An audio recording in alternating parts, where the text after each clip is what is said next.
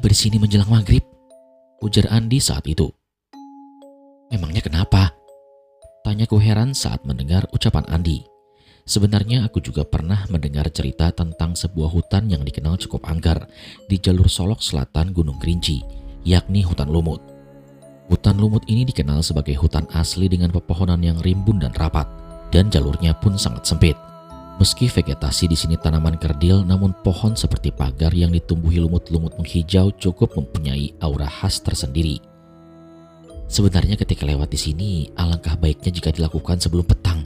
Konon katanya tempat ini dikenal dengan banyak penunggu makhluk astral, jawab Andi.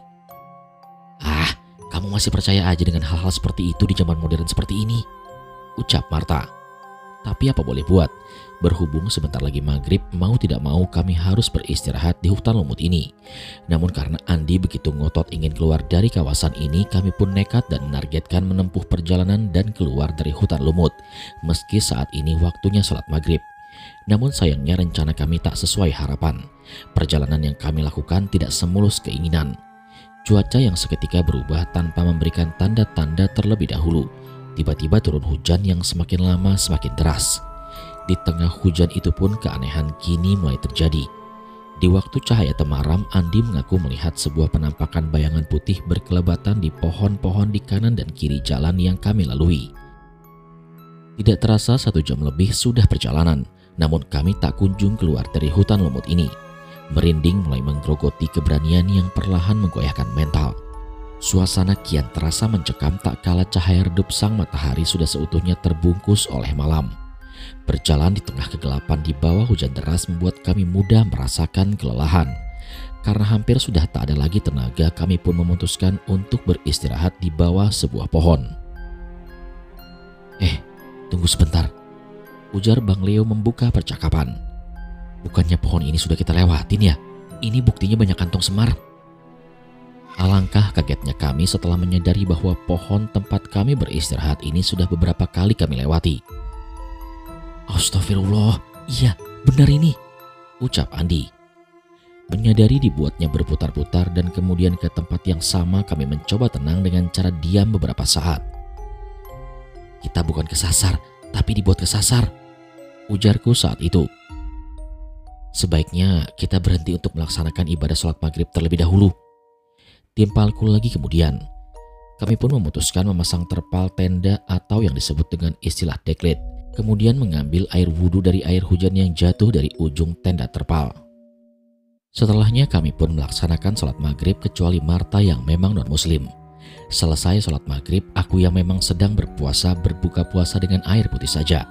Setelahnya kami berempat memutuskan untuk makan malam setelah itu. Singkat cerita, setelah selesai sholat dan makan malam, berhubung hujan tak reda, kami akhirnya memutuskan bermalam di lokasi hutan lumut ini. Tidak banyak aktivitas yang bisa dikerjakan mengingat saat ini sedang hujan deras. Hujannya gak kunjung reda, sebaiknya kita beristirahat dan besok baru memulai pencarian, ujarku saat itu. Tubuh yang lelah ditambah lagi cuaca dingin bertemakan hujan bermudahkan rasa kantuk untuk datang. Tak ayal tidak membutuhkan waktu yang lama untuk kami berempat tertidur pulas.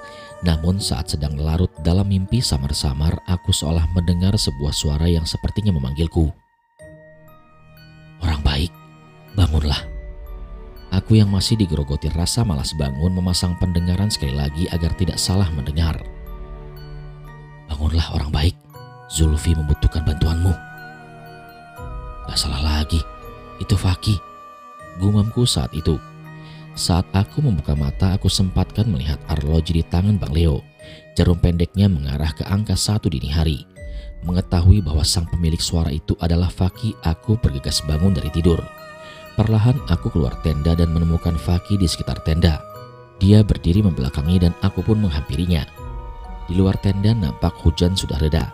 Hanya menyisakan kelembapan di pohon-pohon dan dedaunan dan juga rumputan yang basah. Setibanya aku di dekat Faki, aku pun bertanya kepadanya. Ada apa?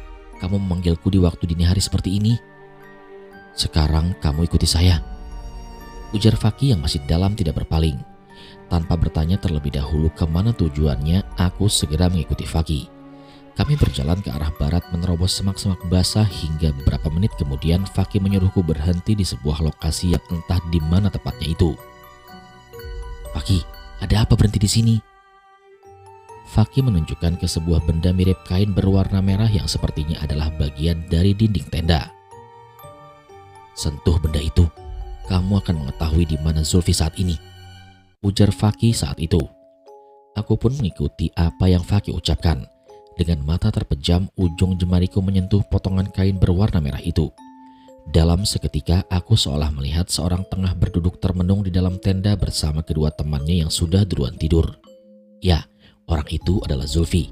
Entah apa yang ada di dalam pikiran dia nampak gelisah dan tidak bisa tidur saat itu. Lalu sejurus kemudian Zulfi bangkit dari tempat tidurnya dan memutuskan untuk keluar tenda. Bapak, maafkan Zulfi. Meski anakmu ini sudah menjadi sarjana, tapi itu tidak menjamin saya mendapatkan pekerjaan. Maafkan Zulfi yang belum bisa menggantikan posisi Bapak. Meski kalimat itu hanya diucapkan Zulfi di dalam hatinya, entah mengapa aku merasa bisa mendengarnya. Zulfi yang tadinya hanya termenung di dalam tenda, mungkin karena belum ngantuk, ia pun memutuskan keluar tenda dan duduk di kursi lipat di sekitaran tenda. Di bawah sinar rembulan, Zulfi yang tadinya duduk di kursi lipat perlahan kini bangkit dan berjalan dengan pikiran bercabang yang tidak jelas kemana ujungnya. Tanpa disadari, Zulfi terus berjalan dan berjalan hingga menjauh dari lokasi tenda. Di dalam perjalanan itu, ia bertemu dengan seorang kakek yang sudah sangat tua. Pria tua itu meminta kesediaan Zulfi untuk mengantarkannya pulang. Zulfi yang tidak tega melihatnya mengabulkan permintaan pria tua itu. Kakek tersebut membawa seikat kayu bakar yang katanya diambil dari hutan lumut Gunung Kerinci. Karena hari sudah mulai gelap, Zulfi kembali ke tenda untuk mengambil headlampnya dan dengan senang hati ia pun mengantarkan kakek itu pulang ke rumahnya. Zulfi benar-benar tidak sadar bahwa saat ini dia sedang mendaki Gunung Kerinci bersama temannya Eki dan Wira. Dalam penglihatannya, Zulfi mengantar pria tua itu sampai ke sebuah perkampungan yang orang-orangnya sangat ramah. Karena setiap kali dia berpapasan dengan warga, mereka saling menyapa satu sama lain. Meski sempat terlintas di dalam pikiran Zulfi, mengapa pria tua itu jauh-jauh mengambil kayu di gunung sedangkan mayoritas penduduk di kampung ini dalam serba berkecukupan.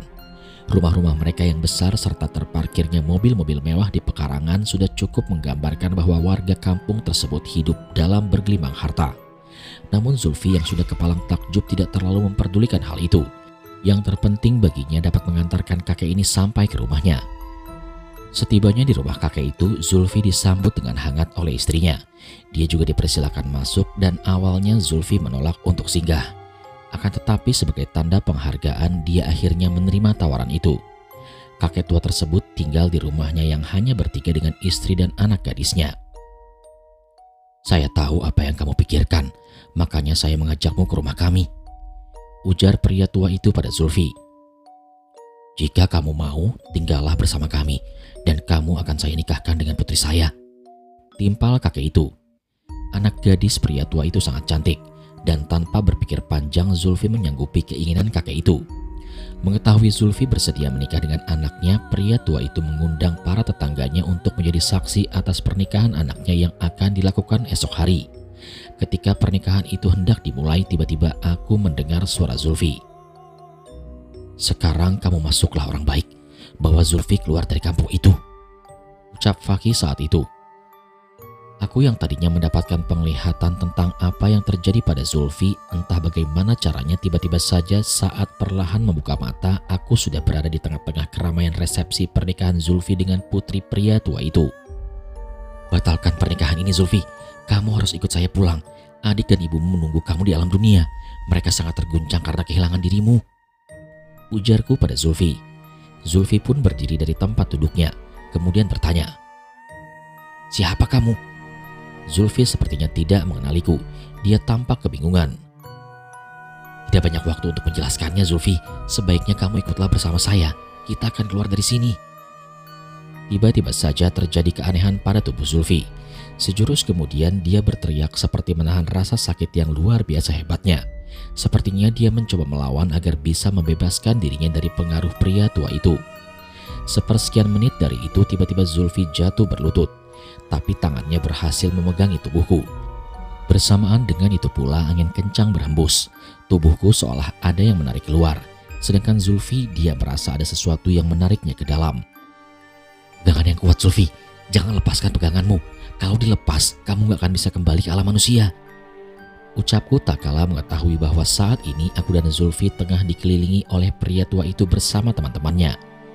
Para tamu yang datang dalam pernikahan yang hendak diselenggarakan itu mencoba meraih tubuhku dan Zulfi, namun mereka gagal. Ada sebuah pelindung tak kasat mata di sekitar kami. Sepertinya kekuatan itu berasal dari Faki. Sedangkan pria tua itu berdiri tepat di hadapanku. Matanya merah melotot ke arahku dan lidahnya panjang menjuntai. Aku kembali menutup mata sebab tak kuat melihatnya. "Zulfi, pokoknya terus berpegangan dan tutupi matamu," ucapku saat itu. Kondisi tarik-menarik itu terus berlangsung selama beberapa detik, sampai akhirnya semua mendadak hening. Tangan Zulfi tak lagi memegangi tubuhku.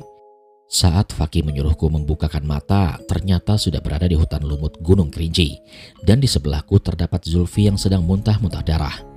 Aku yang cemas melihat Zulfi muntah darah menanyakan hal itu kepada Faki. "Faki, kenapa Zulfi muntah darah?" "Tidak apa-apa. Dia nanti akan sembuh jika meminum air dari kantong semar itu," ujar Faki sembari menunjuk ke arah tanaman seperti trompet yang bergelantungan.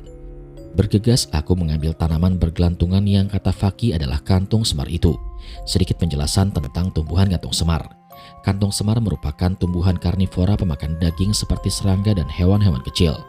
Banyak yang menyangka kantung pada tumbuhan ini merupakan bunganya, padahal kantung ini merupakan daun yang sudah termodifikasi. Kantung itu pula berfungsi untuk menangkap serangga dan hewan-hewan kecil lainnya. Kantong khusus pada tumbuhan kantung semar ini dilapisi oleh lilin yang sangat licin sehingga menyulitkan serangga yang sudah terperangkap dalam kantong itu naik dan keluar. Di Indonesia setidaknya terdapat 85 jenis kantong semar. Habitat terbanyaknya berada di Kalimantan dan Sumatera. Setelah memilih-milih kantung semar yang berisi air, akhirnya aku menemukan dan segera memberikannya kepada Zulfi. Setelah Zulfi sedikit tenang, aku mulai menjelaskan bahwa dirinya terjebak di dimensi lain. "Jika pernikahan itu terjadi, maka selamanya kamu gak akan bisa kembali ke alam manusia," ujarku pada Zulfi. Zulfi nampak terkejut saat mendengar penjelasanku bahwa dirinya dinyatakan hilang di hutan lumut Gunung Kerinci sekitar 1 tahun lalu. "Padahal saya hanya bermalam beberapa malam saja di kampung itu," ujar Zulfi. "Ini memang rumit, tapi jika ditangkap dengan akal sehat, lihatlah penampilanmu saat ini, Zulfi." Zulfi kembali dibuat terkejut saat dia meraba-raba bagian pipi dan dagu yang hampir ditutupi jenggot dan kumis. Dia juga seakan tidak percaya tak kala mengetahui rambutnya sudah panjang hingga sampai sebahu. "Itulah buktinya bahwa kamu sudah hampir 1 tahun meninggalkan alam manusia," timpalku pada Zulfi. Beberapa menit kemudian setelah meyakinkan Zulfi, tiba-tiba aku dikejutkan oleh kedatangan 2 orang pendaki lainnya. "Syukurlah Tio, ternyata kamu telah menemukan Zulfi," ujar salah satu dari kedua pendaki itu. "Eki, Wira," ujarku tiba-tiba. "Kamu berbicara dengan siapa?" tanya Zulfi. Aku terkejut mendapatkan pertanyaan itu dari Zulfi. Sepertinya dia tidak dapat melihat kemunculan kedua temannya Wira dan Eki. "Kamu gak melihat ada orang lain di sekitar kita?" tanyaku pada Zulfi. "Memang gak ada orang lain selain kita di sini," jawab Zulfi dengan bingung. Aku sebenarnya juga merasa bingung, karena beberapa bulan lalu saat tersesat bersama Bang Leo dan Wahyu, Wira dan Eki inilah yang membantu kami kembali ke jalur pendakian. Saat itu Bang Leo dan Bayu dapat melihat mereka, namun kenapa saat ini Zulfi malah tidak dapat melihatnya? "Tolong sampaikan pesan saya," ujar Wira yang tiba-tiba mengingatkanku akan sesuatu. Sesaat kemudian aku mulai teringat bahwa sosok di dalam mimpi itu sangatlah mirip dengan Wira. "Wira, jadi kamu..." "Iya, itu adalah saya," ujar Wira memotongku. Mulai dari sini cerita berubah sudut pandang menjadi sudut pandang Eki. Sekali lagi, mulai dari sini cerita berubah sudut pandang menjadi sudut pandang Eki. Memang pendakian kami ke Gunung Kerinci ini sebenarnya dalam keadaan yang tidak baik-baik saja. Zulfi yang sedang menghadapi dilema karena setelah lulus dari universitas terkemuka di kotanya sulit mendapatkan pekerjaan. Sedangkan dia adalah tulang punggung keluarga semenjak ditinggal mati oleh ayahnya. Aku menawarkan Zulfi agar pergi ke Jambi untuk mendaki Gunung Kerinci bersama-sama, dengan harapan bisa meringankan sedikit beban yang tengah dia alami. Aku juga mengajak Wira dalam pendakian kami. Zulfi pun saat itu setuju, namun kendalanya dia tidak mempunyai ongkos untuk berangkat ke Jambi. Sesuai kesepakatan, aku dan Wira patungan untuk biaya transportasi Zulfi ke Jambi. Singkat cerita, kami pun mendaki bertiga walau sebenarnya ada larangan dalam mendaki jumlah ganjil ke Gunung Kerinci. Mendaki gunung sudah menjadi bagian dari kegiatan traveling yang digemari oleh kami bertiga. Selain mencari kepuasan lewat suasana dan panorama alam yang ditawarkan, kami merasa lebih tertantang untuk melakukan perjalanan menuju puncak gunung dengan segala kesulitan yang dihadapi. Lebih dari itu, mendaki gunung tidak hanya sebatas mendaki. Ada beberapa peraturan serta mitos yang sudah beredar di kalangan pendaki. Salah satunya adalah mengenai kisah mistis dan nasib sial saat mendaki dalam jumlah bilangan ganjil. Sebenarnya larangan mendaki dalam bilangan ganjil adalah kepercayaan kuno.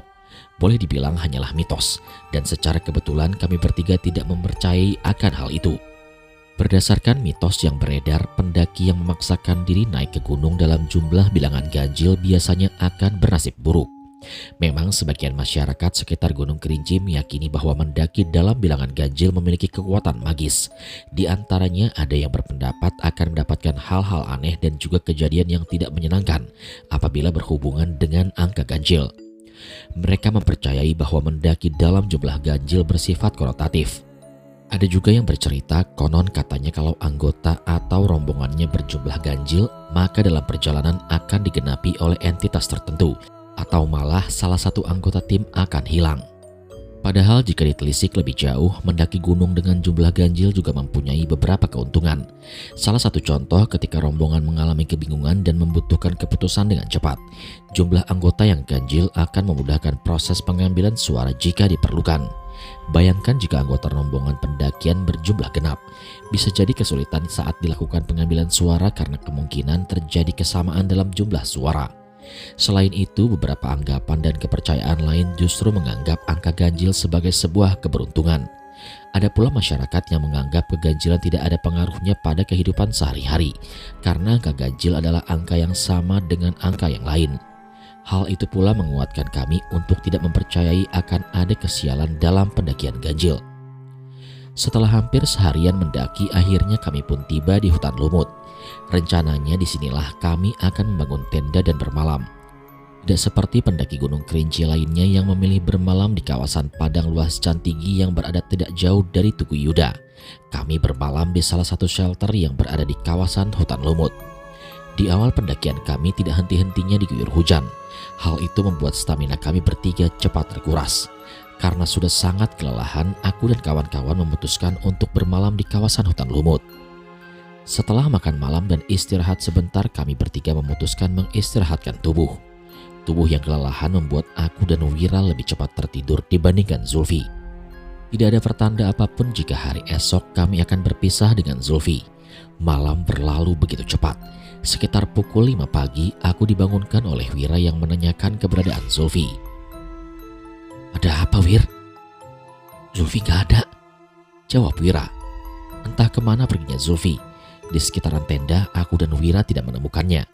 Aku mengajak Wira untuk mencari Zulfi, namun dia meminta untuk menunda pencarian. "Mungkin Zulfi hanya pergi sebentar dan akan kembali beberapa menit kemudian," ujar Wira. Aku pun menyetujui akan hal itu. Barangkali apa yang diucapkan Wira ada benarnya. Pagi itu kami menyibukkan diri dengan membuat sarapan pagi. Lama kami menunggu tapi Zulfi tidak kunjung kembali ke tenda. Aku dan Wira akhirnya memutuskan sarapan tanpa menunggu Zulfi. "Ya udah, sekarang kita sarapan dulu aja. Nanti kalau Zulfi nggak juga datang, baru kita cari," ujarku pada Wira. Meski sudah ada kekhawatiran di hati takut Zulfi hilang, namun berhubung kekhawatiran itu belum terlalu, aku dan Wira baru berinisiatif mencari Zulfi setelah selesai sarapan pagi. Beberapa puluh menit setelah makan, kecemasan akan nasib Zulfi mulai menjelma. Apalagi saat Wira mengatakan bahwa headlamp Zulfi tidak ada di dalam kerilnya. Dari kejadian itu, kami baru mengetahui bahwa Zulfi pergi ketika malam. Aku dan Wira segera mengepak semua barang-barang lalu kami mencari Zulfi bersama-sama. Pencarian dimulai dengan menyisir tepi jurang yang ada di kawasan hutan lumut. Aku dan Wira terus mencari Zulfi tanpa henti dan sesekali juga kami memanggil-manggil namanya dengan cara bergantian. Cuaca yang mendukung meski tidak turun hujan, tanpa terasa aku dan Wira seharian telah mencari Zulfi. Hingga pada akhirnya Wira mengusulkan untuk meneruskan perjalanan menuju puncak dengan harapan Zulfi berada di sana.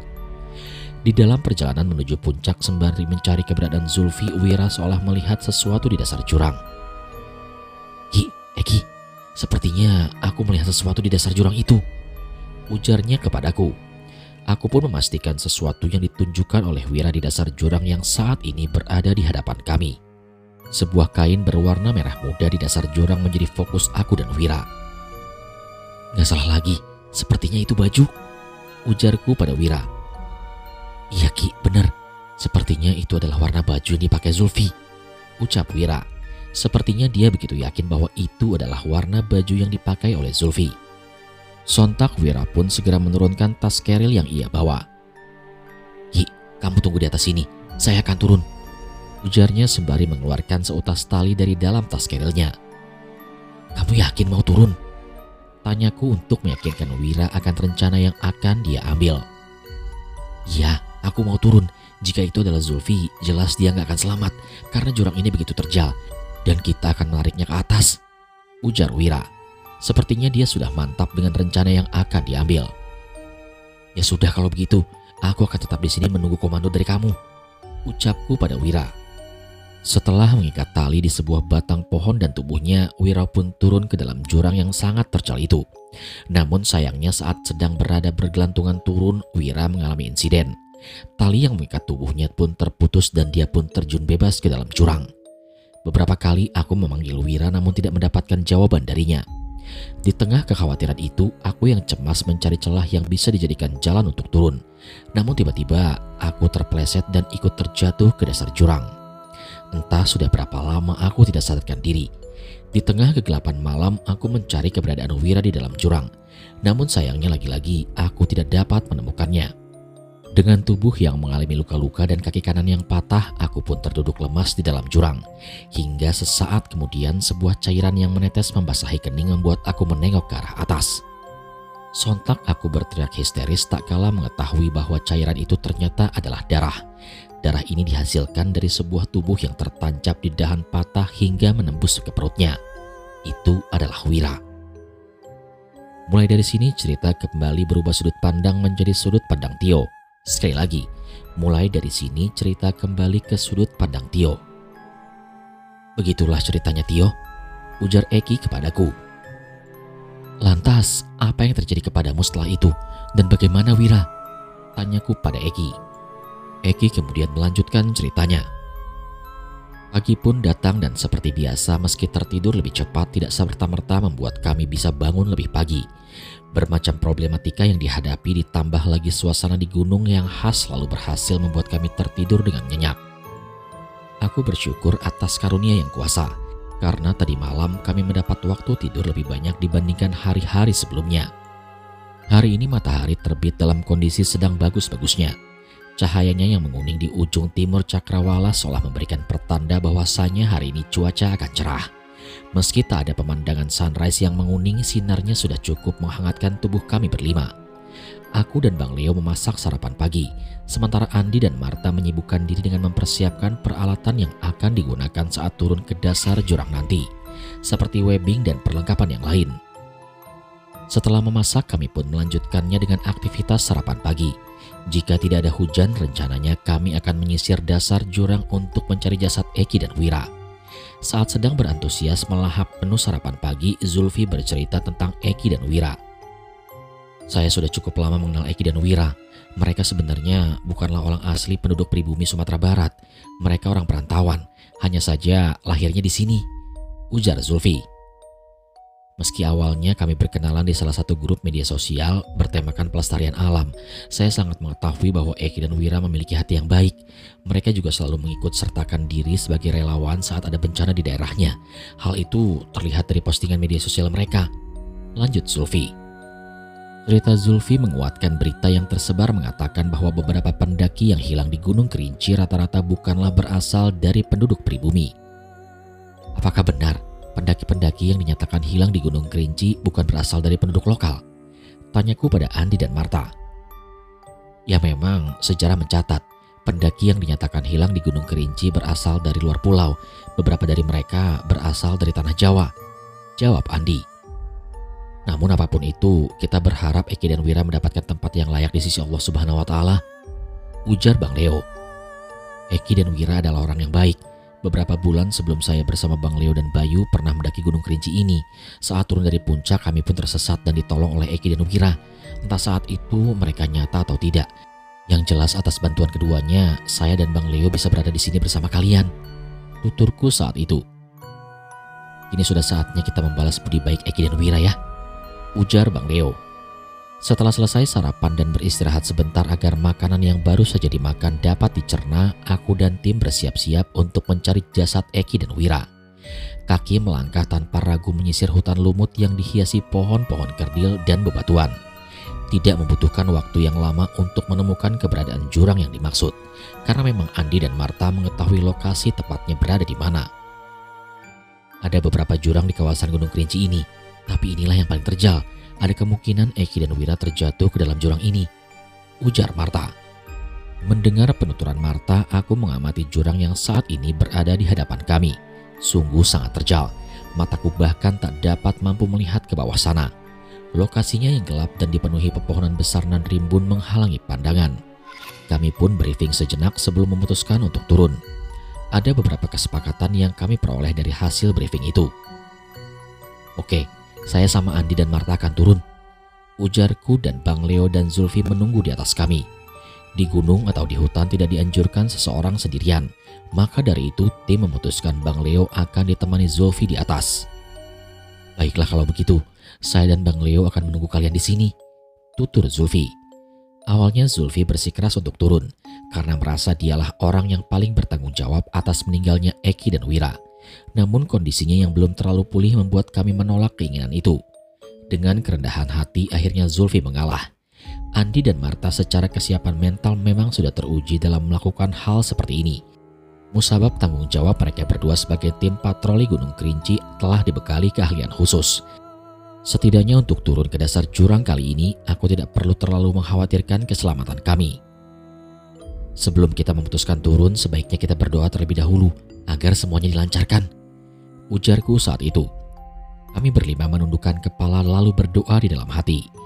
Selesai berdoa, kami pun mengikat ujung webbing ke batang pohon dan ujung satunya lagi diikat di tubuh. Dengan peralatan lengkap selayaknya atlet panjat tebing, Andi memutuskan menjadi orang pertama yang turun ke dalam jurang. Headlamp sudah terpasang di kepalaku, Andi, dan juga Marta. Dasar jurang yang gelap memaksa kami harus memakai penerangan untuk dapat melihat. Hati-hati ya, tolong beri isyarat jika sudah sampai ke dasar jurang, ujar Marta kepada Andi. Tanpa harus menunggu komando, Andi mendarat dengan selamat di dasar jurang meski sempat terkendala oleh dahan-dahan pohon yang menghalanginya. Setelah memastikan Andi mendarat dengan sempurna dan telah mendapatkan isyarat darinya, tibalah giliranku untuk menjadi orang yang kedua. Jujur saja ada sedikit kekhawatiran di dalam diri tak kala ingin turun, karena jurang ini begitu terjal dan gelap. Apalagi ini adalah pengalaman pertama bagiku. Namun dengan segala tekad, aku menghapus semua keraguan yang bergejolak di dalam diri ini. Bismillahirrahmanirrahim. Aku pun turun dengan perlahan dengan cara bergelantungan. Aku terus turun menggapai dasar jurang. Meski perlahan tapi pasti, saat posisi sudah berada di pertengahan, aku menyalakan headlamp karena memang sudah sangat gelap. Indera penglihatanku menangkap sebuah pakaian yang tersangkut di dahan pohon yang patah. Aku memberikan isyarat kepada Marta untuk menghentikan uluran tali, karena teringat akan cerita Eki yang mengatakan bahwa Wira tertancap di dahan pohon yang patah. Tidak salah lagi, inilah jurangnya, gumamku saat itu. Air mataku tak dapat dibendung lagi. Sudah dapat dipastikan betapa tragisnya nasib yang dialami oleh Wira. Setelahnya aku melanjutkan kembali turun hingga akhirnya sampai juga di dasar jurang. Jurang ini seperti sumur raksasa. Suara tetesan air yang merembes di dasar jurang sampai-sampai terdengar begitu nyaring. Singkat cerita, akhirnya kami bertiga pun mendarat dengan selamat di dasar jurang. Aku pun menceritakan tentang penemuan tak kala turun tadi kepada Andi dan Marta. Kami pun memutuskan akan mengambilnya saat naik nanti. Tidak membutuhkan waktu yang lama, kami pun menemukan sebuah tengkorak manusia yang masih berbalut pakaian dan hampir tertimbun oleh tanah. Sepertinya ini adalah kerangka tubuh Eki, ujarku pada Andi dan Marta. Lalu apa yang harus kita lakukan? Tanya Andi. Kita akan mengambil semua tulang dan rambutnya, pisahkan kedua tempat, nanti takut tertukar, ujarku pada mereka. Rencananya tulang belulang itu akan dibawa dan diberikan kepada keluarga Eki dan Wira. Sisa pakaian keduanya akan menjadi bukti bahwasanya tulang ini adalah bagian dari kerangka tubuh Eki dan Wira. Tengkorak Eki dapat dengan mudah kami kumpulkan karena masih terbalut di dalam pakaian yang ia kenakan. Namun untuk Wira kami harus mencari lebih ekstra karena posisinya yang menyangkut di dahan pohon membuat tulang belulangnya terpisah-pisah. Beberapa puluh menit kemudian setelah diyakini bahwa semua bagian tubuh Eki dan Wira telah terkumpul, kami pun membawanya naik. Sontak pecah sudah tangis Zulfi kala itu. Tak kala mengetahui apa yang kami bawa naik dan tubuhnya mendadak lemas dan hampir pingsan. Aku dan kawan-kawan hanya bisa saling menguatkan meski bibir membisu karena larut dalam ratapan pilu Zulfi. Setelahnya kami memikirkan cara untuk membawa jasad Eki dan Wira turun gunung. Jelas gak mungkin kalau kita membawanya dengan tas keril, ujar Bang Leo. Kami pun mencoba mencari jalan keluar dari masalah yang cukup rumit itu. Hingga sesaat kemudian Marta pun mengeluarkan HT yang selama ini dipakai untuk memberikan informasi ke posko. Setelah beberapa kali memanggil, akhirnya kami mendapatkan jawaban dari petugas yang berjaga di posko. Dari suara yang terdengar dalam HT milik Marta, petugas posko mengatakan bahwa Lubis dan Eko kemarin telah melakukan pendakian bersama petugas-petugas yang lain guna menyusul kami. Beberapa menit kemudian saat masih berada di bibir jurang dan sedang kebingungan mencari solusi bagaimana caranya membawa jasad Eki dan Wira turun, tiba-tiba terdengar suara seseorang memanggil Andi dan Marta. Sepertinya suara itu berasal dari arah tenda kita, ujar Bang Leo. Iya benar, itu suaranya Lubis, ucap Andi. Aku dan kawan-kawan menyahuti panggilan itu agar si pemilik panggilan mengetahui lokasi kami yang memang tidak terlalu jauh dari tenda. Memang sesuai kesepakatan tak kala memutuskan mendaki kemarin, Lubis dan Eko akan menyusul kami setelah hari ketiga. Aku cukup terkejut saat mengetahui bahwa bukan hanya Eko yang bersama Lubis, akan tetapi terdapat 8 orang lainnya. Mereka menyusul kami bersepuluh dan membawakan peralatan evakuasi lengkap dan salah satunya adalah kantung jenazah. Tidak ingin mengulur-ngulur waktu lagi, sekitar pukul 11 jenazah Eki dan Wira yang hanya menyisakan tulang belulang itu dievakuasi turun gunung dengan cara dipikul dengan kayu yang kami pikul secara bergantian. Untuk kali ini kami pun turun mengambil jalur via R10 Kresik Tuo. Setelah makan siang, tim memulai evakuasi jenazah Eki dan Wira untuk turun gunung. Kami terus menyusuri jalanan turun, melewati trek yang terjal sembari memikul kantung jenazah Eki dan Wira dengan cara dipanggul bergantian. Sepanjang perjalanan turun, Zulfi tak henti-hentinya meratapi kepergian Eki dan Wira. Dia begitu terguncang hatinya, karena demi mencari keberadaannya, Eki dan Wira mengalami nasib yang tragis.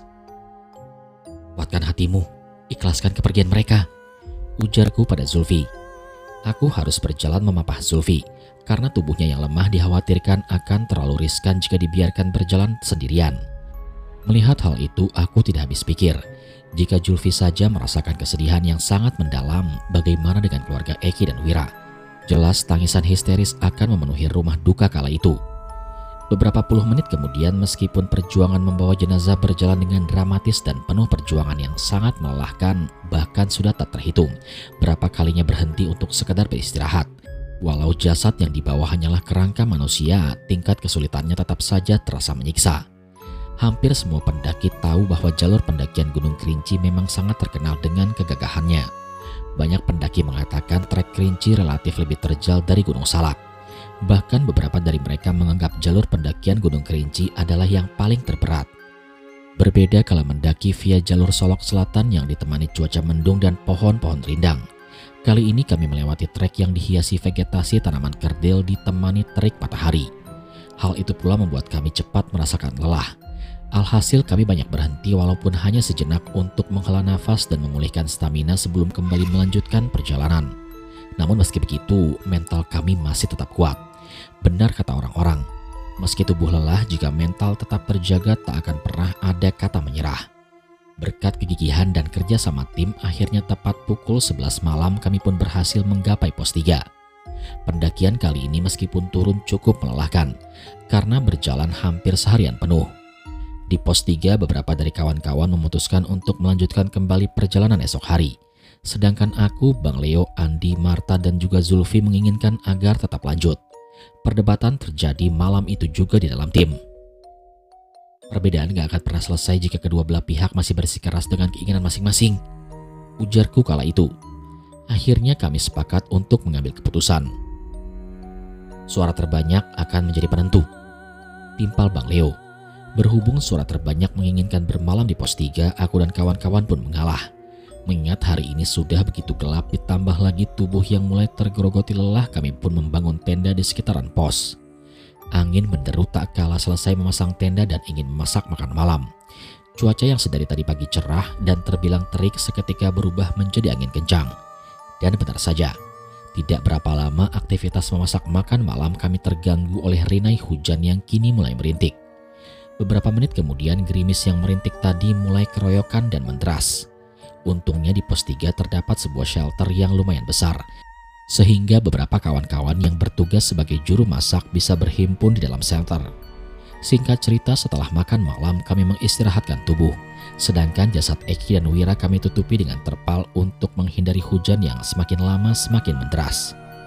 Suasana hutan dan hewan-hewan malam ditambah suara gemericik air hujan yang turun membuat suasana terasa lebih aneh. Kami merebahkan tubuh di dalam tenda. Beberapa anggota yang tidak bisa tertampung di dalam tenda memilih mengistirahatkan tubuh mereka di shelter. Pukul 6 pagi kami pun telah bersiap untuk melanjutkan kembali perjalanan turun. Angin kala itu berhembus dengan kencang, membuat rasa malas menggerogoti hati. Tapi mau bagaimana lagi? Kami harus segera turun untuk mengevakuasi jasad Eki dan Wira untuk diserahkan kepada pihak keluarga agar dapat segera dikebumikan dengan layak. Setelah berdoa, kami pun memulai langkah untuk turun. Sisa hujan semalam membuat trek basah dan licin. Beberapa dari tim yang memikul kantung jenazah Eki dan Wira hampir saja terpeleset. Hingga beberapa puluh menit kemudian pos 2 pun terlewati. Kami memang sengaja tidak berhenti untuk mengejar agar tiba di gerbang rimba tidak terlalu kesorean. Hal yang sama pun dilakukan tak kala melewati pos 1. Kami baru berhenti tak kala tiba di gerbang rimba. Di sana Andi pun berinisiatif menelpon petugas posko agar mengirimkan kami mobil ambulan. Sepertinya kita akan sedikit menunggu, soalnya tim di posko sedang melakukan koneksi kepada pihak kepolisian, ujar Andi setelah mengakhiri panggilan teleponnya. Gak apa-apa, sekalian juga kita beristirahat dulu sembari menunggu, ucapku pada Andi.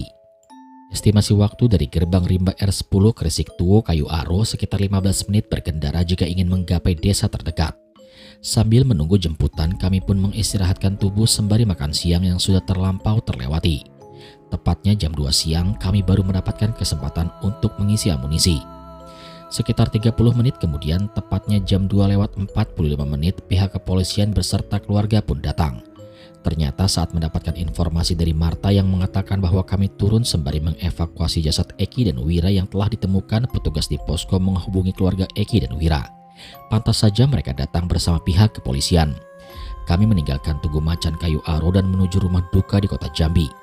Suara ratapan pilu tangis keluarga, terkhususnya orang tua perempuan Eki dan Wira, terdengar mengiris hati. Terima kasih anak, atas bantuan kalian jasad anak kami bisa ditemukan, ujar kedua orang tua Eki dan Wira kepadaku. Aku hanya memberikan isyarat dengan anggukan kepala.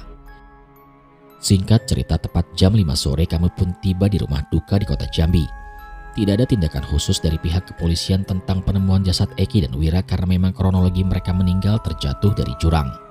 Pihak kepolisian hanya meminta sedikit keterangan dari kami sebagai bentuk investigasi TKP. Setelahnya, selepas waktu maghrib, jasad Eki dan Wira selesai dikebumikan.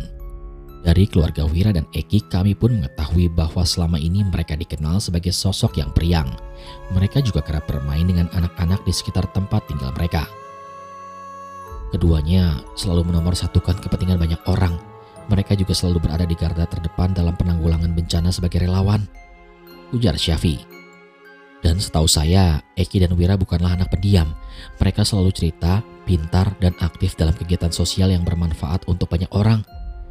Timpal Syafi lagi, tetangga Eki, kepada kami. Suasana duka menyelimuti keluarga Eki dan Wira yang kebetulan mereka adalah tetangga.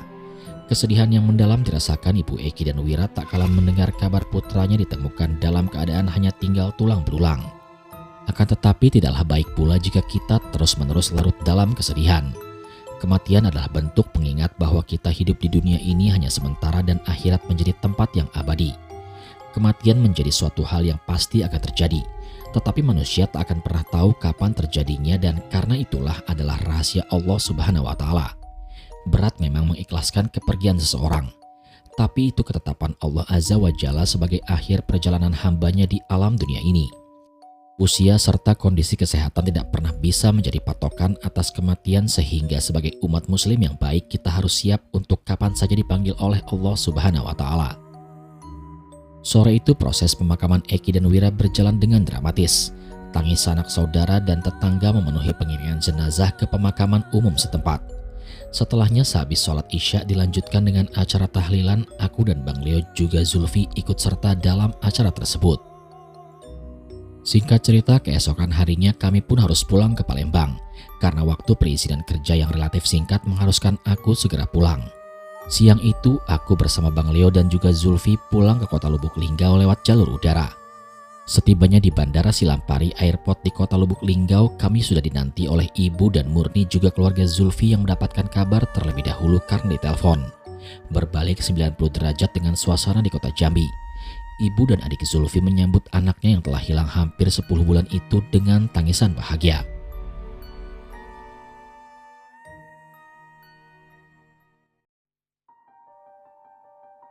Sekian cerita pada kesempatan kali ini. Terima kasih kepada teman-teman yang sudah setia menyimak cerita di channel Mereka Ada. Jangan lupa support terus channel Mereka Ada dengan cara menekan tombol subscribe dan menyalakan lonceng notifikasinya, supaya teman-teman gak ketinggalan setiap video yang upload di channel ini. Kalau begitu sampai di sini dulu perjumpaan kita kali ini. Sampai bertemu pada episode selanjutnya. Saya Aldi pamit undur diri dari hadapan kalian. Wassalamualaikum warahmatullahi wabarakatuh.